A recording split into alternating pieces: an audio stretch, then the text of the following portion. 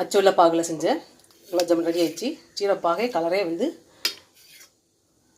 டிஃப்ரெண்ட்டாக இருக்குது பார்த்தீங்களா. அச்சுள்ள பாகில் செஞ்சோன்னே இதே சீனி பாகுனா வெள்ளையாக இருக்கும்.